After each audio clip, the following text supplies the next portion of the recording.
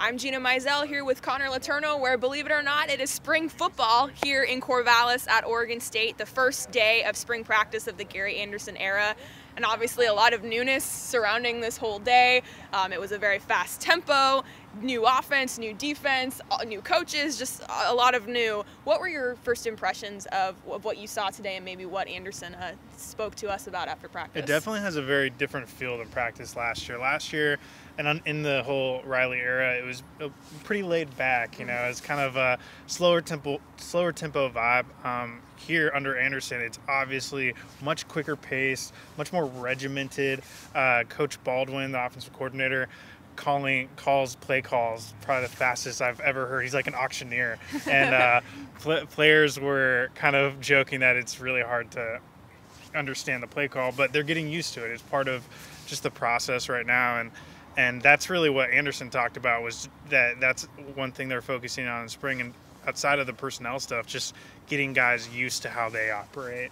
And I think it was a good first day for them. Yeah, we obviously got to talk to offensive players and coaches today, which made sense because the quarterback derby is one of the major storylines of this spring practice. 7 guys currently in the mix. Luke Del Rio, the only one with any game experience, but that came in 3 blowouts last year, so can you really count that? I'm not sure. And again, they're all adjusting to the spread offense. What did you see out of those quarterbacks in the limited time we got to watch them? Because it seemed, again, we talk about the tempo. One guy was in for 3 plays, and another guy was in for 3 plays, and another guy was in for 3 plays. It was pretty rapid out there. Yeah, you know, it was hard to really glean anything super substantive from what we saw today because they were in there for a play or two. But Seth Collins is an athletic freak. I mean, he's extremely quick. He had a couple nice run plays that I noticed.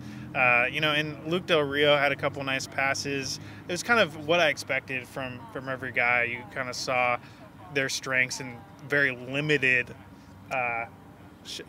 very limited showcase. Yeah, absolutely. I talked to quarterbacks coach Kevin McGivern, and he joked that this was the first time he ever spent 2 hours constructing a game or a practice plan for all his quarterbacks just to get everybody the necessary reps. But the plan is to let everybody go for these first 2 weeks. Then they're going to take 2 weeks off for finals and spring break, and then hopefully have at least somewhat of a pecking order, or at least narrow it down to a couple of guys for those last 3 weeks to then head into fall camp with some semblance of who's going to be the starter, or at least an idea of a couple guys that could be contending. So yeah, anything else that stuck out to you on either side of the ball? I talked to the tight ends today. Obviously there's no fullback listed on the roster anymore.